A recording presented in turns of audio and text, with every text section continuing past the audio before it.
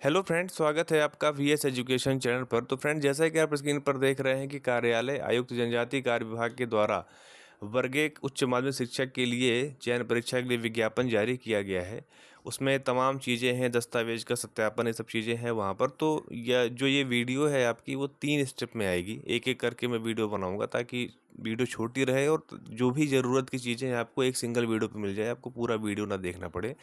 तो ये उस श्रृंखला का पहला वीडियो है, ठीक है। इसमें आप ध्यान से देखिए कि 19/7/24 को ही ये डिसाइड हो गया था कि विज्ञापन आना है। हालांकि उसका नोटिफिकेशन या कह सकते हैं कि सूचना जो है वो अभी मिली है। तो ये जनजातीय कार्य विभाग का है। इसमें हम लोग देख लेते हैं कि क्या चीज़ें हैं। सबसे पहले कि जो इसमें एमपी ऑनलाइन का में ये पूरा यहाँ पर दस्तावेज को अपलोड करना है। और दस्तावेज अपलोड करने के बाद जो भी चीज़ें होंगी, उसके बाद आपको क्या करना है कि अपने मूल दस्तावेज के साथ में 2 सेट, उन मूल दस्तावेजों का 2 सेट बना करके आपको उसको स्वप्रमाणित करना है, ठीक है। स्वप्रमाणित करने के बाद आपको उसको कहाँ लेके जाना है, जहाँ आपका दस्तावेज सत्यापन का जो केंद्र होगा वहाँ आपको ले जाना है, ठीक है। यहाँ लिखा है 2 सेट लेके आपको यहाँ पर जाना है, ठीक है। तो ये चीज़ें आप ध्यान रखें। उसकी एक आप फाइल बना लेंगे तो ज़्यादा अच्छा रहेगा, क्योंकि वो फिर सिस्टमेटिक तरीके से हो जाता है। मूल दस्तावेज के लिए आप एक फ़ोल्डर फाइल बना लीजिएगा, वहाँ पर उसे आप उसमें रखिएगा। और जो फ़ोटो कॉपी है उसको आप 2 सेट बना करके उसमें आप सेल्फ अटेस्ट करके उसको एक अलग फ़ाइल बना लीजिएगा, ठीक है। क्योंकि वो फ़ाइल वहाँ पे जमा हो जाएगी। और इसमें कुछ देख लेते हैं विशेष चीज़ें कि और क्या क्या चीज़ें इसमें दी हुई हैं। तो सबसे पहले गेस्ट टीचर की बात यहाँ पर की जा रही है, उसको हम लोग एक बार देख लेते हैं कि क्या इसमें निर्देश दिए गए हैं गेस्ट टीचर्स के लिए। उच्च माध्यमिक शिक्षकों के लिए आयोजित चयन परीक्षा 2023 में सम्मिलित आवेदकों द्वारा आवेदन के समय अतिथि शिक्षक के रूप में दर्ज की गई जानकारी के आधार पर कर्मचारी चयन मंडल द्वारा जारी चयन परीक्षा परिणाम में अतिथि शिक्षक की श्रेणी में जिन अभ्यर्थियों का चयन अतिथि शिक्षक के रूप में हुआ है, सिर्फ उन्हीं को अतिथि शिक्षक का आरक्षण का लाभ प्राप्त होगा। मतलब जो नॉन गेस्ट हैं उनको नहीं मिलेगा। दूसरी महत्वपूर्ण बात यहाँ पर यह है फ्रेंड्स कि अतिथि शिक्षक अनुभव प्रमाण पत्र शैक्षणिक सत्र 2023-24 तक के ही मान्य होंगे। अर्थात अतिथि शिक्षक प्रवर्ग में जिन अभ्यर्थियों ने 3 सत्र व 200 दिवस का अध्यापन अनुभव 30 अप्रैल 2024 तक पूर्ण किया है, उन्हें ही अतिथि शिक्षक आरक्षण का लाभ प्राप्त होगा। आपको ध्यान होगा कि जब डीपीआई की काउंसलिंग हो रही थी, उस डीपीआई की काउंसलिंग के समय क्या हुआ था कि उन्होंने जो गेस्ट टीचर की जो मैक्सिमम लिमिट रखी थी वो रखी थी 31 मार्च 2024। उसके बाद का गेस्ट का अनुभव उन्होंने मान्य नहीं किया था। लेकिन ट्राइबल डिपार्टमेंट ने क्या किया है कि उसको 1 महीने और बढ़ा दिया है और उसको कर दिया है कहाँ तक, 30 अप्रैल 2024 तक, ठीक है। मतलब जिनका 1 महीने का और भी होगा उनको भी यहाँ पर मौका मिलेगा। लेकिन प्रॉब्लम क्या है कि वो मेरिट पे बात होगी। अगर जो मेरिट पे होंगे वो ट्राइबल डिपार्टमेंट की, तो वो वहाँ पर ऑलरेडी सिलेक्ट हो जाएंगे। तो ये एक बात हो गई। अब फ्रेंड्स आगे हम लोग देख लेते हैं। अब यहाँ पर कुछ और भी टेक्निकलिटीज़ होती हैं कि अतिथि शिक्षक का कैसे मान्य होगा, उसके अनुभव की बात हो रही है। तो यहाँ पर लिखा हुआ है कि अगर उन्होंने अतिथि का अनुभव स्कूल शिक्षा विभाग के किसी स्कूल से प्राप्त किया है, तो जिला शिक्षा अधिकारी द्वारा हस्ताक्षरित जिला शिक्षा अधिकारी द्वारा जारी किए गए प्रमाण पत्र का GFMS पोर्टल पर देखा जा सकता है। अगर ट्राइबल डिपार्टमेंट के स्कूल में आपने किया है तो जिला संयोजक सहायक आयुक्त जनजातीय कार्य एवं अनुसूचित जाति विकास द्वारा अपने हस्ताक्षर व पद मुद्रा से जारी किया गया प्रमाण पत्र, क्योंकि ट्राइबल डिपार्टमेंट में ऑफलाइन जो है अनुभव बनता है। फिर है, यदि अभ्यर्थी द्वारा अतिथि शिक्षक का कार्य करते हुए उसी शैक्षणिक क्षेत्र में नियमित छात्र के रूप में उपाधि अर्जित की गई है, तो इस संबंध में निम्नानुसार कार्यवाही संपादित की जाएगी, ठीक है। ये थोड़ा इंपॉर्टेंट पॉइंट है, क्योंकि कभी कभी क्या है कि अभ्यर्थी गेस्ट का भी कार्य करते हैं और साथ में कुछ उपाधि वगैरह भी लेते रहते हैं, उनको जो भी पढ़ाई लिखाई करना होता है उसके हिसाब से। तो इसमें नियम ये दिया है कि जिन अतिथि शिक्षकों ने जिस स्थान पर अतिथि शिक्षक के रूप में अध्यापन कार्य किया है, उसी मुख्यालय से भिन्न स्थान से नियमित छात्र के रूप में उपाधि प्राप्त की है, तो इस अवधि को छोड़कर शेष अवधि में न्यूनतम 3 शैक्षणिक सत्र व 200 दिन शासकीय विद्यालयों में अध्यापन कार्य किया गया है, तो अतिथि शिक्षक के रूप में अभ्यर्थता मान्य की जाएगी, अन्यथा की स्थिति में अभ्यर्थता मान्य नहीं की जाएगी। मतलब ये है कि आपका उसी मुख्यालय में आपकी डिग्री भी होनी चाहिए और उसी मुख्यालय में आपका अतिथि के रूप में कार्य भी होना चाहिए। अगर ये दोनों अलग अलग स्थान पर हैं तो अतिथि का अनुभव आपको नहीं मिलेगा, आपकी उपाधि का जो उसकी वैलिडिटी है, जो उपाधि की जो मान्यता है वो आपको मिलेगी। ठीक है, ये चीज़ ध्यान रखना है। दूसरा पॉइंट ये है कि यदि अतिथि शिक्षक के द्वारा अतिथि शिक्षक अध्यापन के साथ मुख्यालय से भिन्न स्थान में नियमित उपाधि प्राप्त की है और अतिथि शिक्षक के पास उन्हीं 3 शैक्षिक सत्र में 200 दिन का अध्यापन का अनुभव है तो उसे अतिथि शिक्षक के रूप में अनुभव का लाभ प्रदान नहीं किया जाएगा एवं उसकी अभ्यर्थता मान्य की जाएगी। वो तो उसी बात को रिपीट कर दिए हैं। एक यहाँ पर एक और बहुत इंपॉर्टेंट पॉइंट है जो कि चौथा है, ध्यान से सुनिएगा। उच्च माध्यमिक शिक्षक चयन परीक्षा 2023 की नियम पुस्तिका की कंडिका 10.5 में लेख है कि शिक्षक पात्रता परीक्षा में भाग लेने हेतु यह शर्त निर्धारित की गई थी कि ऐसे आवेदक जो निर्धारित शैक्षणिक व्यावसायिक योग्यता अर्जित करने के अंतिम वर्ष में हैं, पात्रता परीक्षा आवेदन अंतिम दिनांक 27/1/2023 वे भी पात्रता परीक्षा में बैठने हेतु मान्य होंगे।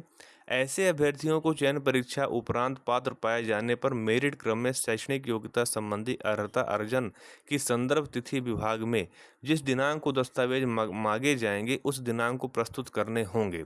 अर्थात उस तिथि को अभ्यर्थी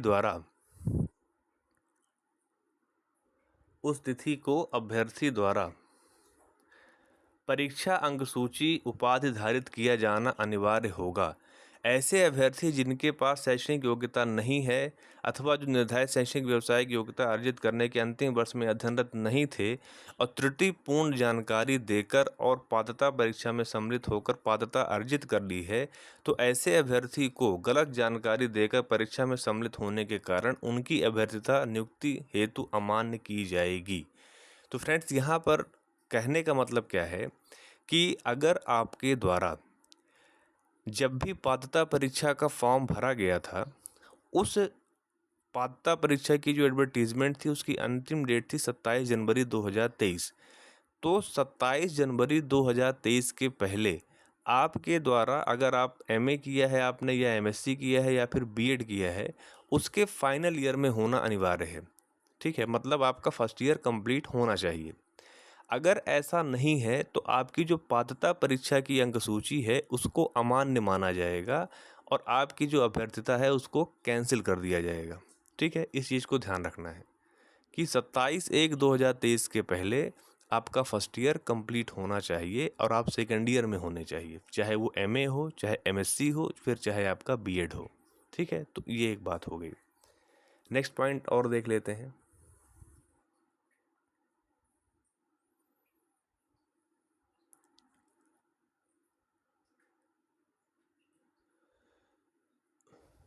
उक्त कंडिका अनुसार ऐसे अभ्यर्थी जो शैक्षणिक सत्र 2022-23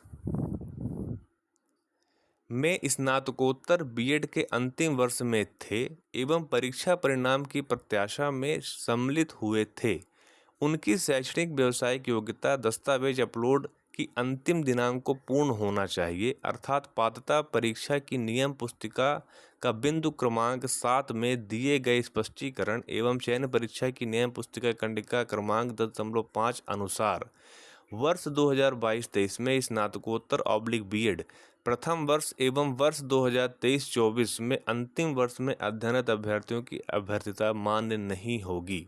ठीक है, तो कहने का मतलब क्या है कि आपका जो 23-24, क्योंकि देखिए 23-24 में अगर आप अंतिम वर्ष का अगर आप देखते हैं तो आप 2023 के जुलाई में आपका अंतिम वर्ष शुरू होगा। ठीक है, मतलब सिंपल वही जो मैंने आपको पहले बताया उसी बात को ये टेक्निकली दोहरा रहा है ताकि किसी तरह के कोई संदेह की स्थिति निर्मित ना हो। मतलब ये है कि अगर आप 27/1/2023 को सेकेंड ईयर में होंगे, इसका मतलब ये है कि आप 2022-23 के सत्र में आपका फर्स्ट ईयर जो है वो लगभग कंप्लीट हो गया होगा। माने 2022 की जुलाई से आप सेकेंड ईयर में पहुंच गए होंगे, तभी आपका 2023 के जनवरी 2023 में आपका सेकेंड ईयर होगा। अगर ऐसा नहीं है तो फिर वो आपकी अभ्यर्थता वहाँ पर कैंसिल कर दी जाएगी। ये चीज़ आपको ध्यान रखना है। लास्ट में यहाँ पर ये लिखा हुआ है कि मतलब यहाँ पर सबसे बड़ा पॉइंट क्या है कि आपको उससे पहले ये चीज़ डिसाइड कर लेना है कि आप जब फॉर्म डाले हों पात्रता का, तब आप सेकेंड ईयर में होने चाहिए। दूसरी चीज़ ये है कि जब आप दस्तावेज को अपलोड करेंगे, उसके अंतिम दिनांक में भी आपके पास वो जो कोर्स है, चाहे वो एमए एमएससी हो या फिर बीएड हो, उसकी आपके पास मार्कशीट होनी चाहिए, तभी तो आप उसे अपलोड करेंगे। अगर मार्कशीट ही नहीं होगी तो अपलोड क्या करेंगे? तो ये वहाँ पर कहना चाह रहा है। लास्ट में दिव्यांगजनों के लिए कह रहा है कि जो 40% का उनका स्थायी विकलांगता होगी तभी उनको वहाँ पर माना जाएगा, ये वहाँ पर एक बात और कह दिए। और लास्ट में इसको मैं एक बार पढ़ भी देता हूँ कि चयनित दिव्यांग अभ्यर्थियों को दस्तावेज सत्यापन के दौरान उसी दिव्यांगता श्रेणी का प्रमाण पत्र प्रस्तुत करना होगा जिस दिव्यांग श्रेणी में अभ्यर्थी चयन हुआ है। अतः सक्षम अधिकारी द्वारा जारी उसी श्रेणी में 40% स्थायी दिव्यांगता का प्रमाण पत्र ही मान्य होगा। दिव्यांग श्रेणी में चयनित अभ्यर्थियों की दिव्यांगता परीक्षण उपरांत ही पात्रता अनुसार नियुक्ति आदेश जारी करने की कार्रवाई की जाएगी। मतलब ये है कि इसको बैक टेस्ट भी किया जाए, क्योंकि काफ़ी ज़्यादा फेक मामले भी आजकल आ जाते हैं। हालांकि आपको पता है कि डीपीआई ने भी ये प्रक्रिया अपनाई है कि जो भी आप मतलब चाहे वो दिव्यांग सर्टिफिकेट हो या आरक्षण का सर्टिफिकेट हो, उनकी उन्होंने बैक टेस्टिंग भी की है कि अगर ये दस्तावेज सही है कि नहीं। तो वो दिव्यांगता का प्रमाण पत्र अगर आप लगाते हैं तो उसको वो सक्षम अधिकारी से उसको वेरीफाई भी करेंगे कि मतलब ये सही है कि नहीं। तो ये चीज़ आपको ध्यान रखना है। अब फ्रेंड्स यहाँ पर एक चीज़ और है लास्ट में थोड़ा सा, हालांकि वो चीज़ आप जानते भी हो कि जो दस्तावेज अपलोड करना, प्रोफाइल और शाला विकल्प का जो समय है वो आपको 6 अगस्त 2024 से लेकर के 8 अगस्त 2024 तक का है।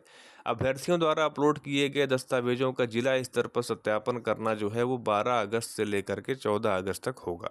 तो ये चीज़ आपको ध्यान रखना है।